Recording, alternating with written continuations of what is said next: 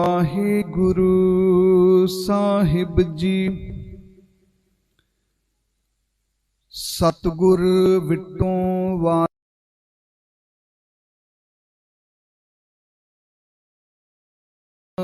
ਸੰਭਾਲਿਆ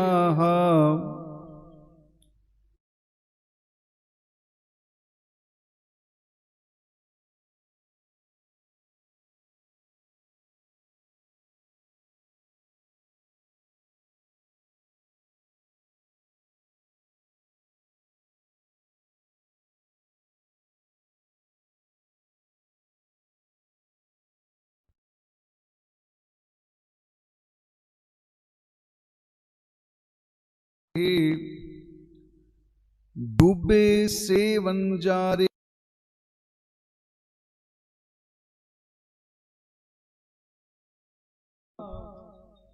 बिरले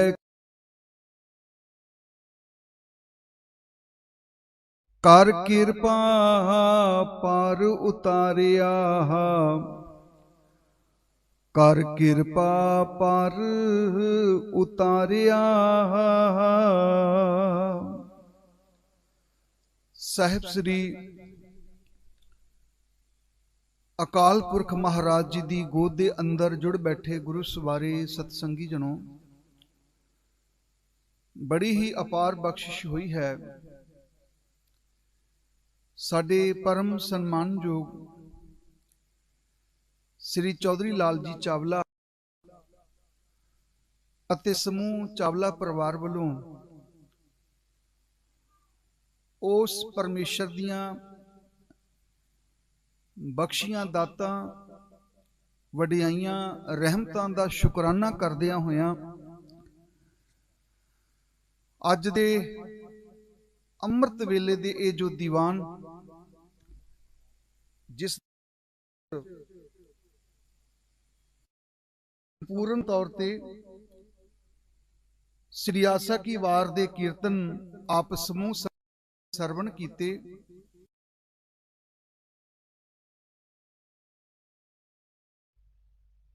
ਬੜੇ ਹੀ ਸਨਮਾਨਯੋਗ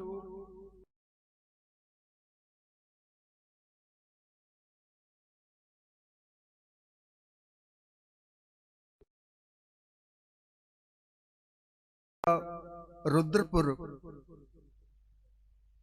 ਉਹਨਾਂ ਤੋਂ ਬਾਅਦ ਭਾਈ ਗੁਰਦੇਵ ਸਿੰਘ ਜੀ ਆਸਟ੍ਰੇਲੀਆ ਵਾਲੇ,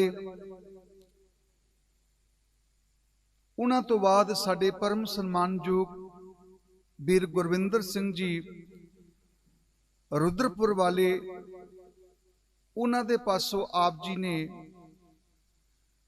ਰੱਬੀ ਬਾਣੀ ਦੇ ਕੀਰਤਨ ਗੁਰੂ ਨਾਨਕ ਸੱਚੇ ਪਾਤਸ਼ਾਹ ਜੀ ਦੀ ਮਹਾਨ ਰਚਨਾ ਸ੍ਰੀ ਆਸਾ ਕੀ ਵਾਰ ਦੇ ਆਪ ਜੀ ਨੇ ਕੀਰਤਨ ਸਰਵਣ ਕੀਤੇ ਨੇ। ਕੁਝ ਸਮਾਂ ਦਾਸ ਨੂੰ ਵੀ ਪ੍ਰਾਪਤ ਹੋਇਆ ਤੇ ਆਸਾ ਦੀ ਵਾਰ ਦੀ ਮਹਾਨ ਰਚਨਾ ਦੇ ਵਿੱਚੋਂ ਹੀ ਅੱਜ ਦੇ ਜੋ ਅਸੀਂ ਬਚਨ ਸਾਂਝੇ ਕਰਨੇ ਨੇ, ਸਤਿਗੁਰ ਵਿਟੋਂ ਵਾਰਿਆ ਜਿਤ ਮਿਲਿਆ ਖਸਮ ਸੰਭਾਲਿਆ। ਮੈਂ ਆਪਣੇ ਸਤਿਗੁਰ ਤੋਂ ਬਲਿਹਾਰ ਜਾਵਾਂ, ਕੁਰਬਾਨ ਜਾਵਾਂ, ਜਿਸ ਦੀ ਕਿਰਪਾ ਦੇ ਸਦਕਾ ਸਤਿਗੁਰ ਵਿਟੋਂ ਵਾਰਿਆ ਜਿਤ ਮਿਲਿਆ ਖਸਮ ਸੰਭਾਲਿਆ। ਜਿਹਦੀ ਸਮਝ ਦੇ ਨਾਲ ਉਸ ਮਾਲਕ ਦੇ ਨਾਲ ਮੇਰੀ ਸਾਂਝ ਪਈ। ਆਓ ਸਭ ਤੋਂ ਪਹਿਲਾਂ ਮੇਰੇ ਕਲਗੀਧਰ ਪਾਤਸ਼ਾਹ ਜੀ ਦੀ ਮਹਾਨ ਬਖਸ਼ਿਸ਼ ਪਾਵਨ ਫਤਿਹ ਬੜੇ ਅਦਬ ਸਤਕਾਰ ਤੇ ਭਾਵਨਾ ਦੇ ਵਿੱਚ ਭਿੱਜ ਕੇ ਛੋਟੇ ਛੋਟੇ ਬੱਚੇ ਬੜੇ ਹੀ ਪਿਆਰ ਦੇ ਨਾਲ ਗੁਰੂ ਕੀ ਬਾਣੀ ਨੂੰ ਸਰਵਣ ਕਰਦੇ ਪਏ ਨੇ। ਆਓ ਰਲ ਕੇ ਫਤਿਹ ਦਾ ਜਵਾਬ ਫਤਿਹ ਵਿੱਚ ਦੇਣਾ। ਆਖੋ ਜੀ, ਵਾਹਿਗੁਰੂ ਜੀ ਕਾ ਖਾਲਸਾ, ਵਾਹਿਗੁਰੂ ਜੀ ਕੀ ਫਤਿਹ। ਜਦੋਂ ਅਸੀਂ ਭੱਟਾਂ ਦੇ ਸਵਈਏ ਪੜ੍ਹਦੇ ਹਾਂ, 1399 ਅੰਗ ਦੇ ਉੱਤੇ ਭੱਟ ਨਲ ਜੀ ਨੇ ਇੱਕ ਬੜਾ ਪਿਆਰਾ ਬਚਨ ਉਚਾਰਨ ਕੀਤਾ। ਉਹ ਫਰਮਾਨ ਕਰਦੇ ਨੇ, ਕਹਿੰਦੇ ਗੁਰ ਬਿਨ ਘੋਰ ਅੰਧਾਰ, ਗੁਰੂ ਬਿਨ ਸਮਝ ਨਾ ਆਵੇ। ਜ਼ਿੰਦਗੀ ਦੇ ਰਸਤੇ ਦੇ ਵਿੱਚ ਕਿਵੇਂ ਉਸ ਮਾਲਕ ਦੇ ਨਾਲ ਸਾਂਝ ਪਾਉਣੀ ਹੈ, ਕਿਵੇਂ ਸਾਡੀ ਉਸ ਮਾਲਕ ਦੇ ਨਾਲ ਸਾਂਝ ਬਣੇ, ਇਹਦੇ ਬਾਰੇ ਸਾਨੂੰ ਕੋਈ ਸਮਝ ਨਹੀਂ ਹੈ। ਮਾਲਕ ਸਮਝਾਉਂਦੇ ਨੇ, ਭੱਟ ਨਲ ਜੀ ਦੇ ਪਾਵਨ ਬਚਨ, ਗੁਰ ਬਿਨ ਘੋਰ ਅੰਧਾਰ, ਗੁਰੂ ਬਿਨ ਸਮਝ ਨਾ ਆਵੇ, ਗੁਰ ਬਿਨ ਸੁਰਤ ਨਾ ਸਿੱਧ, ਗੁਰੂ ਬਿਨ ਮੁਕਤ ਨਾ ਪਾਵੇ। ਕਹਿੰਦੇ ਗੁਰੂ ਤੋਂ ਬਿਨਾ ਇਸ ਜੀਵਨ ਦੀ ਸਮਝ ਕੋਈ ਨਹੀਂ ਆਂਦੀ। ਭਾਈ ਬਿਧੀ ਚੰਦ ਸ਼ੀਨਾ ਧਾਰੇ ਮਾਰਦਾ ਸੀ, ਕਿਸੇ ਦੇ ਪਸ਼ੂ ਚੋਰੀ ਕਰ ਲੈਣੇ, ਕਿਸੇ ਦਾ ਪੈਸਾ ਚੋਰੀ ਕਰ ਲੈਣਾ। ਤੇ ਅੱਜ ਜਦੋਂ ਧੰਨ ਗੁਰੂ ਅਰਜਨ ਦੇਵ ਮਹਾਰਾਜ ਜੀ ਦੀ ਸੰਗਤ ਦੇ ਵਿੱਚ ਆ ਕੇ ਬਿਰਾਜਮਾਨ ਹੋਇਆ, ਲੁਕਦਾ ਲੁਕਾਂਦਾ ਸੰਗਤ ਦੇ ਵਿੱਚ ਛੁਪਾ ਰਿਹਾ ਸੀ ਆਪਣੇ ਆਪ ਨੂੰ। ਗੁਰੂ ਅਰਜਨ ਦੇਵ ਮਹਾਰਾਜ ਸੱਚੇ ਪਾਤਸ਼ਾਹ ਜੀ ਨੇ ਸੱਚ ਦਾ ਉਪਦੇਸ਼ ਦਿੱਤਾ ਤੇ ਮਹਾਰਾਜ ਜੀ ਨੇ ਇੱਕੋ ਗੱਲ ਆਖੀ ਸੀ, ਬਿਧੀ ਚੰਦ ਤੂੰ ਕੀ ਹੈ, ਇਹਦੇ ਬਾਰੇ ਤੈਨੂੰ ਖਬਰ ਨਹੀਂ ਹੈ। ਤੂੰ ਸਿਰਫ ਬਾਹਰ ਦੀ ਆਪਣੀ ਕਿਰਤ ਜਿਹੜੀ ਹੈ ਉਸ ਨੂੰ ਮੈਲੀ ਕੀਤਾ ਹੋਇਆ, ਕਿਧਰੇ ਆਪਣੇ ਅੰਦਰਲੇ ਨੂੰ ਪੁੱਛ ਕਿ ਤੂੰ ਕੀ ਹੈ। ਔਰ ਹਕੀਕਤ ਇਹੀ ਹੈ ਕਿ ਹਰ ਇੱਕ ਮਨੁੱਖ ਦੇ ਵਾਸਤੇ ਮਾਲਕ ਨੇ ਸਾਨੂੰ ਇਹ ਗੱਲ ਸਮਝਾਈ ਹੈ, ਮਨ ਤੂੰ ਜੋਤ ਸਰੂਪ ਹੈ, ਆਪਣਾ ਮੂਲ ਪਛਾਣ। ਐ ਮੇਰੇ ਮਨਾ, ਤੂੰ ਤਾਂ ਉਸ ਮਾਲਕ ਦੀ ਇੱਕ ਜੋਤ ਹੈ। ਕਹੋ ਕਬੀਰ ਇਹ ਰਾਮ ਕੀ ਅੰਸ਼, ਇਹ ਤਾਂ ਉਸ ਮਾਲਕ ਦੀ ਇੱਕ ਅੰਸ਼ ਹੈ। ਪਰ ਜਿੰਨਾ ਚਿਕਰ ਇਸ ਗੱਲ ਦੀ ਸਮਝ ਨਾ ਆਵੇ, ਇਨਸਾਨ ਜਿਹੜਾ ਹੈ ਉਹ ਭਟਕਦਾ ਹੀ ਰਹਿ ਜਾਂਦਾ। ਧੰਨ ਗੁਰੂ ਅਰਜਨ ਦੇਵ ਮਹਾਰਾਜ ਜੀ ਨੇ ਕਹਿ ਦਿੱਤਾ, ਭਾਈ ਬਿਧੀ ਚੰਦ ਆਪਣੇ ਅੰਦਰਲੇ ਨੂੰ ਪਛਾਣ ਕਿ ਤੂੰ ਕੀ ਹੈ। ਕਹਿੰਦੇ ਦਾਤਾਰ ਮੈਨੂੰ ਆਪਣੀ ਸੰਗਤ ਬਖਸ਼ੋ, ਮੈਂ ਆਪ ਜੀ ਦੀ ਸੰਗਤ ਵਿੱਚ ਜੁੜ ਸਕਾਂ, ਬੈਠ ਸਕਾਂ, ਤਾਂ ਜੋ ਮੈਨੂੰ ਜੀਵਨ ਦੀ ਸਮਝ ਆ ਜਾਵੇ। ਗੁਰੂ ਅਰਜਨ ਦੇਵ ਮਹਾਰਾਜ ਸੱਚੇ ਪਾਤਸ਼ਾਹ ਜੀ ਦੀ ਸੰਗਤ ਭਾਈ ਬਿਧੀ ਚੰਦ ਸ਼ੀਨੇ ਨੇ ਕੀਤੀ। ਫਿਰ ਉਹ ਵੀ ਸਮਾਂ ਆਇਆ ਜਦੋਂ ਛੇਵੇਂ ਪਾਤਸ਼ਾਹ ਜੀ ਨੇ ਸਭ ਤੋਂ ਵੱਡੀਆਂ ਜ਼ਿੰਮੇਵਾਰੀਆਂ ਜਿਹੜੀਆਂ ਨੇ ਉਹ ਭਾਈ ਬਿਧੀ ਚੰਦ ਨੂੰ ਬਖਸ਼ੀਆਂ। ਕਿੱਥੇ ਉਹ ਚੋਰੀਆਂ ਕਰਦਾ ਸੀ, ਡਕੈਤੀਆਂ ਕਰਦਾ ਸੀ, ਲੋਕਾਂ ਨੂੰ ਲੁੱਟਦਾ ਸੀ, ਬੇਈਮਾਨੀਆਂ ਕਰਦਾ ਸੀ, ਪਰ ਸਤਿਗੁਰ ਵਿਟੋਂ ਵਾਰਿਆ, ਜਿਤ ਮਿਲਿਆ ਖਸਮ ਸੰਭਾਲਿਆ, ਜਿਨ ਕਰ ਉਪਦੇਸ਼ ਗਿਆਨ ਅੰਜਨ ਦਿਆ, ਇਨੀ ਨੇਤਰੀ ਜਗਤ ਨਿਹਾਲਿਆ। ਤੇ ਨਾਲ ਇਹ ਵੀ ਸਮਝਾ ਦਿੱਤਾ, ਖਸਮ ਛੋੜ ਦੂਜੇ ਲੱਗੇ, ਡੂਬੇ ਸੇ ਵੰਜਾਰਿਆ।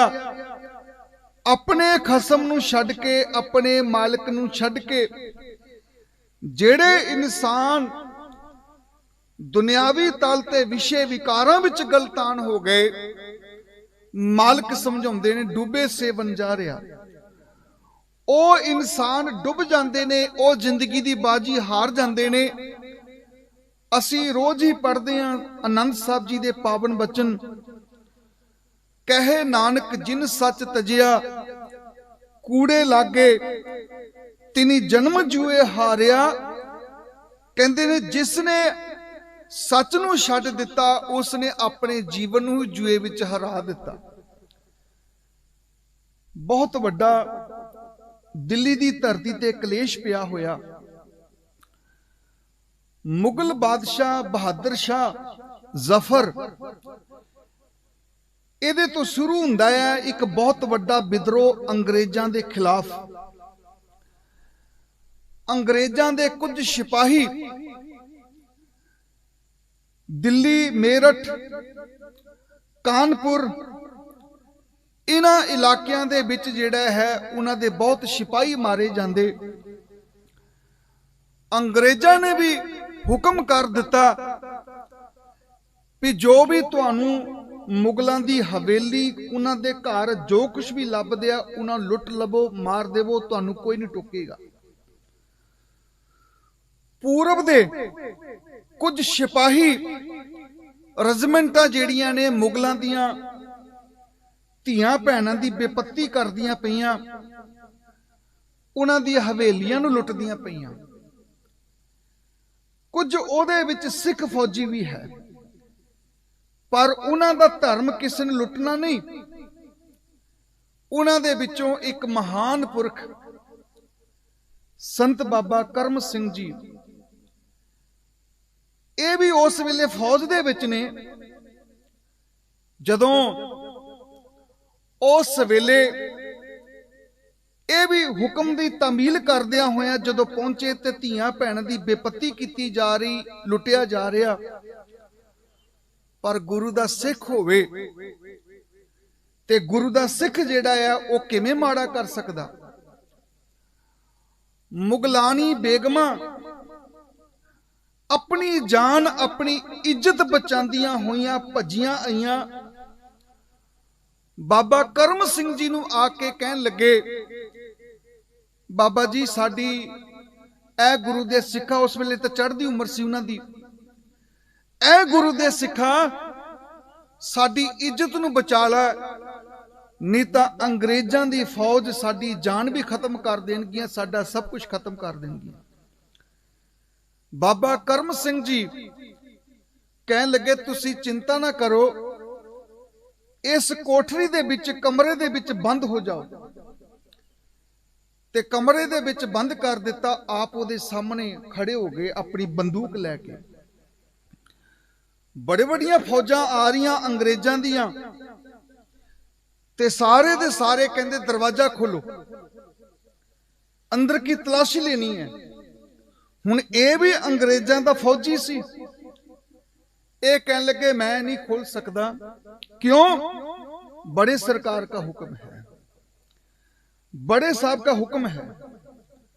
वो बेचारे सारे दे सारे लंघ गए। जदों सारे दे सारे लंघी जान, समा 2 3 4 6 दिन का बतीत होया। जदों सारा काम ठंडा पै गया, ते कमाल दी गल यह है कि उन्हां बेगमां नूं उस कोठरी विचों कढ के खेतां विच दी, जिवें तुहाडे गन्ने दे खेत ने, इवें गन्ने दे खेतां दे विचों दी कढ के उस वेले उन्हां नूं किसी सुरक्षित थां ते पहुंचा दिता। ते कमाल दी गल यह है कि जदों सारे फौजी अपने घरां नूं वापस मुड़े, उस पिंड दे भी बेअंत लोग सन जेड़े फौज विच भर्ती ने। कोई कहंदा पिया कि आ देखो मैं सोना लुट के लियांदा, कोई कहंदा पिया मैं मोहरां लुट के लियांदियां, कोई कहंदा आ फलानी चीज बड़ी कीमती मैं लुट के लियांदी। ते बाबा करम सिंह जी जेड़े ने, उन्हां दी मां पुछदी कि पुत तू की लैके आया दिल्ली तो? ते उन्हां हथ जोड़ के बेनती की, मां ना मैं सोना लैके आया, ना मैं चांदी लैके आया, मैं तां धन गुरु नानक सच्चे पातशाह दी सिक्खी नूं कमा के आया हां। और हकीकत यही वे, जदों इंसान अपने गुरु दे अगे समर्पित हो जांदा, बोलीए सच धर्म झूठ ना बोलीए, जो गुर दसे वाट मुरीदा जोली है, जेड़ा गुरु रस्ता दसदा है, अगर उस रस्ते ते आपां चलदे आ तां इहदे विच कोई शक नहीं, एक ना एक दिन जेड़ा है गुरु दी किरपा साडे ते हो जांदी है ते साडा रब नाल मिलाप हो जांदा। सतगुर बिट्टों वारिया, जित मिलिया खसम संभालिया, जिन कर उपदेश ज्ञान अंजन दिया। दो तरीके दे अंजन हुंदे ने, एक हुंदा ज्ञान अंजन, एक हुंदा नैन अंजन। अंजन कहंदे ने सुरमे नूं। कोई इंसान अखां तो सही नहीं देखदा, हकीम कह दिंदा अखां विच नैन अंजन पा देवो। पहले तो एक काले दा सुरमा भी आंदा सी, नैन अंजन। अंजन दा मतलब ही कालख हुंदा है, अंजन दा मतलब ही सूरमा हुंदा। किसे नूं अखां तो नजर तो दिखाई ना देवे, हकीम कहंदा 2 वारी अखां च सुरमा पा देवो, तुहाडी नजर बिल्कुल सही हो जाएगी। पर माफ कर देना, नैन अंजन सारिया दुकानां ते बिकदे ने, पर जेड़ा ज्ञान अंजन है वह किसी दुकान ते नहीं बिकदा। नैन अंजन मनुख दी नजर नूं सही रखदा है, जेड़ा ज्ञान अंजन है वह मनुख दे नजरिए नूं सही रखदा है। हर चीज दा आपो अपना नजरिया हुंदा है, हर एक दा आपो अपना नजरिया हुंदा। हुण मैं बेनती कर देवां, नजरिए च की फर्क हुंदा? जदों 1704 दियां जंगां लगियां, मेरे कलगीधर पातशाह जी, मेरे दातार पिता जी आनंदपुर साहब की धरती ते विचरदे पए ने, ते उस वेले बड़ा नुकसान पहाड़ी फौजां दा भी हो रहा, पहाड़ी राजियां दा भी हो रहा। बड़ा नुकसान जेड़ा उस वेले गुरु गोबिंद सिंह महाराज जी दे सिखां दियां भी शहादतां हो रहीआं। पर ख्याल करना, उस माहौल दे विच एक गुरु दा सिख जिन्हों खिंच के पकड़ के लैके आ रहे, ते गुरु गोबिंद सिंह महाराज कहने लगे की गलती की, की गुनाह किया, क्यों इन्हू पकड़ के लैके आ रहे हो? धक्के धुक्के मार के साडे वर्गे लैके आ रहे। कहते महाराज ये भाई कन्हैया है, असी दुश्मनां नाल लड़दे हां, अपने हथियारां दे नाल, अपनियां तलवारां दे नाल उन्हां नूं फट्टर करदे हां, ओ डिग पैंदे, तड़पदे ने, पानी मंगदे ने, ये जाके उन्हां नूं पानी पिला दिंदा है। सानू तां इंज प्रतीत हुंदा जिवें ए मुगलां दे नाल रल गया होवे, पहाड़ी राजियां दे नाल रल गया होवे। सानू तां इंज लगदा कि जिवें दुश्मनां दे विच जेड़ा ये मिल चुका है। मेरे कलगीधर पातशाह जी ने हुण जानी जान मेरे सतगुर घट घट के अंतर की जानत, भले बुरे की पीर पछानत, वो तो सब कुछ जानते ने, पर साडियां अखां खोलन दे लई गुरु जेड़ा है एक करतब करदा है। मेरे दातार ने उस वेले मेरे चोजी प्रीतम ने आख्या, हाँ भाई भाई कन्हैया तुसी दुश्मन नूं पानी पिलांदे पए हो, सचो सच दसो की ये सारा माजरा? हाथ जोड़ के कहने लगा, दातार मैं दुश्मन नूं पानी नहीं पिलाया, और हकीकत ये वे कि दुनिया दे विच कोई भी दुश्मन नूं पानी पिला ही नहीं सकता।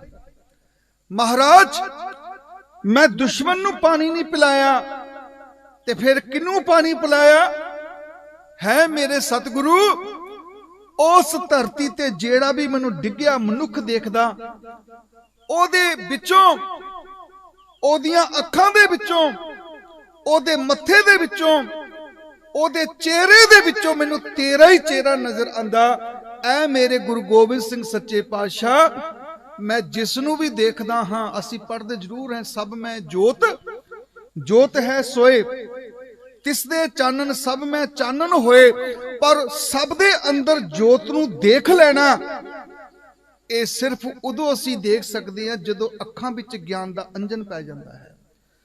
जदों ज्ञान अंजन गुर दिया, अज्ञान अंधेर विनाश, हर किरपा ते संत भेटिया नानक मन प्रगास। जदों मन विच प्रकाश हो जावे, मन दे विच सच दा ज्ञान आ जावे, सच करके जानियो उसे वेले ही जेड़ा उस मालक दी सानू समझ आ जाती है। सतगुर विटों वारिया जित मिलिया खसम संभालिया, जिन कार उपदेश ज्ञान अंजन दिया, इन्हीं नेत्री जगत निहालिया, खसम छोड़ दूजे लगे, डूबे से बंजारिया, सतगुर है बोहिता बिरले किने विचारिया। ते अगला बचन बड़ा कीमती है, कहंदे सतगुर है बोहिता। बोहित कहंदे ने जहाज नूं, जिहड़े पुराने समय दे विच जहाज लकड़ी दे बनया होया करदे सी, बड़े बड़े जहाज, लखी शाह मक्खन शाह बंजारा वर्गे जिहड़े जहाज चलाउंदे सी, उन्हूं बोहित कहा जांदा है। हुण बड़ा कीमती बचन धन गुरु नानक पातशाह ने साडी झोली विच पा दिता। कहंदे सतगुर है बोहिता बिरले किने विचारिया, पर कहंदे ने किसे विरले नूं इस गल दी विचार पता है कि मेरा सतगुर जिहड़ा वो बोहिता है। बड़ी प्यारी घटना एक आउंदी है। वो घटना की है, धन गुरु गोबिंद सिंह सच्चे पातशाह जी आनंदपुर साहब की धरती ते, मैं ये बेनती करके समाप्ति वाले पासे जावां। धन गुरु गोबिंद सिंह सच्चे पातशाह जी आनंदपुर साहब की धरती ते विराजमान ने। बेअंत संगतां दुआबे की धरती तो, माझे की धरती तो आंदियां ने। सतलुज दरिया नूं पार करके आनंदपुर साहब आउंदा है, तुसीं दीदार कीते जे। उस वेले धन साहब श्री गुरु गोबिंद सिंह महाराज जी के चरणों च संगतां ने लंघना, ते उस सतलुज दरिया दे उत्ते एक बेड़ी चलाने वाला मलाह है, ओदा नाम है भाई सैदा। सैद नाम दे गुरु गोबिंद सिंह महाराज के इतिहास विच तीन आए ने, एक सैद खान, एक सैद बेग ते एक भाई सैदा। ध्यान देना, सैद बेग सैद खान इन्हां ने गुरु जी ते हमले कीते सी। जेड़ा सैद खान सी बीबी नजीरां दा भरा ते पीर बुद्धू शाह दा साला सी, जेड़ा गुरु ते हमला करन वास्ते आया सी पर गुरु दा मुरीद हो गया सी। ये जेड़ा भाई सैदा ये दिन रात बेड़ी चलांदा, बेड़ी विच लोकां नूं पार लंघा दिंदा। कई संगतां ने जाना, ये कदी गया नहीं सी। एक दिन संगत बैठी हुई ते इसने सवाल किया किसी ने कि भाई सैदिया, तुसी दिन रात बेड़ी चलांदे हो, गुरु महाराज दे कोल भी रहिंदे हो, कदी गुरु गोबिंद सिंह दे दीदार कीते? सैदा कहंदा नहीं। सैदे ने सवाल किया भी उत्थे जाके मिलदा की है? कहंदे कमलिया ए ना पुछ कि उत्थे मिलदा की है, ए पुछ कि उत्थे की नहीं मिलदा। साजनो तू मीत मेरा, ग्रह तेरे सब कहे, मान मांगो तान मांगो, धन लक्ष्मी सुत दे। ओदे घर विच तां सब कुछ है साचे साहिबा, क्या नाही कर तेरा, घर तां तेरे सब कुछ है, जिस देह सो पावे। ओदे घर विच तां सारियां वडियाइयां बख्शिशां ने। जात सही कदी सैदे दे मन विच ख्याल आया कि चलो हुण 2-4 दिन बाद जदों मौका बनिया तो मैं महाराज दे दीदार करके आवांगा। पर कई बार ऐसा हो जाता भी असी भी अवेसले हो जाते हैं, गुरु घर दे विच भी असी कई बार नहीं जा पाउंदे। इहदे कोल भी समा ना लगा ते अज गुरु गोबिंद सिंह सच्चे पातशाह जी आप चल के आ रहे ने, पूरा जथे दा जथा, भाई दया सिंह वर्गे, भाई मान सिंह वर्गे, होर गुरु दे प्यारे सिख जेड़े ने उन्हां दे नाल भाई बजित्र सिंह वर्गे, भाई उदय सिंह वर्गे, भाई आलम सिंह वर्गे, ये सारे गुरु दे नाल आ रहा पूरे दा पूरा जथा। ते भाई सैदा जेड़ा सी ना, जदों देखिया भी गुरु गोबिंद सिंह महाराज जी आए ने, फट्टे नूं साफ कीता, बेड़ी दी नूं सामने गुरु जी नूं बिठा लिया। गुरु महाराज जी नूं बिठा लिया ते बेड़ी चला दिती। सतगुरु गुरु गोबिंद सिंह सच्चे पातशाह दे पावन मुखार बिंद नूं इंज देखदा पिया जिवें चकोरी उस चंद्रमा नूं सारी रात देखदी है, ते ओदे मन च ख्याल हुंदा कि मैं इस चंद्रमा नूं पकड़ लवां, पर वो पकड़ नहीं पांदी। कुछ अजिही खिच एदा मन चकोरी दी तरह गुरु गोबिंद सिंह महाराज जी दे सुंदर मुखड़े नूं देखदा पिया, पर मैं की करा।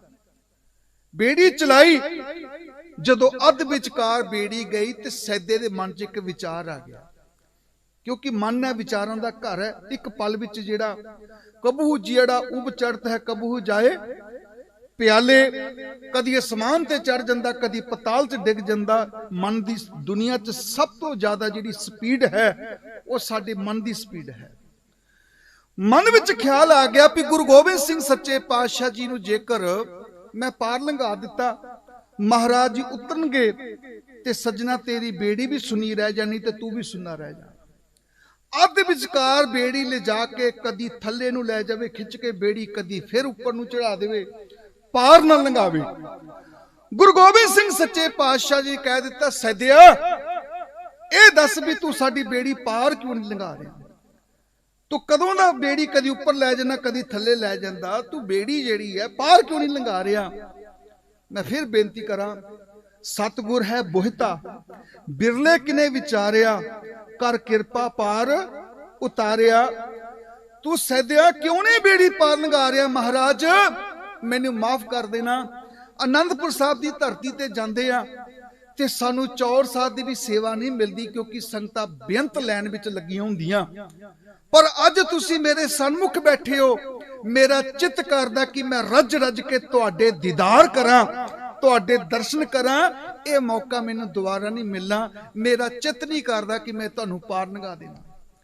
महाराज मुस्कुरा पे सैदिया अज सानू जल्दी है, संगतां उड़ीक करदियां पईयां ने। फलाने पिंड विच नूरपुर बेदी अधिक कई पिंड उस पासे सन। अज तू सानू जान दे, फिर तेरे कोल बैठांगे, विचार साझियां करांगे। बेड़ी पार लंघाई ते कलगीधर पातशाह जी ने 21 मोहरां कढ के सैदे नूं देन लगे। सैदिया लै आ थोड़ियां जी मोहरां तू अपने कोल रख ला। ते सैदा कहन लगा महाराज मैनू माफ कर देना, अपनी जात ते अपनी बिरादरी वालियां कोल असी कदी भी कोई पैसा नहीं लेंदे। सारे हैरान हो गए कि सैदिया तू तां मला ते गुरु समरथ तू उन बराबर हो गया, थोड़ी समझना बोल। सैदा कहन लगा मेरी भावना नू समझो। वो भावना की सी? थारी मारी मारी थारी जात ना नियारी नाथ, खेपटी के कर्म नाथ नीके विचारिए। खेपटी ही आप नाथ खेपटी ही मोहे जाने, देके मजूरी नाथ मोहे ना लचारिए। मोरे घाट आए तुझको मैं पार किनो, तोरे घाट आऊं मोहे पार ही उतार। अज इस घाट ते आए, इस बेड़ी विच बिठा के मैं तुसां नूं पार लंघा दिता। पर एक समा वो भी आ जाएगा जदों स्वासां ने साडा साथ नहीं देना, जिंदगी दी डोरी टुट जानी। ते मेरे मालका किरपा करी जदों तेरे कोल आ जाइए ते तू भी सानू पार लंघा देना। ध्यान देना, खेपटी ही आप नाथ खेपटी ही मोहे जाने, देख के मजूरी नाथ मोहे ना लचारिए। मोरे घाट आए तुझको मैं पार किनो, तोरे घाट आऊं मोहे पार ही उतारिए। हे मेरे मालका ये मजदूरी दी मैनू लोड़ नहीं है, ये मजदूरी नहीं लेना चाहता।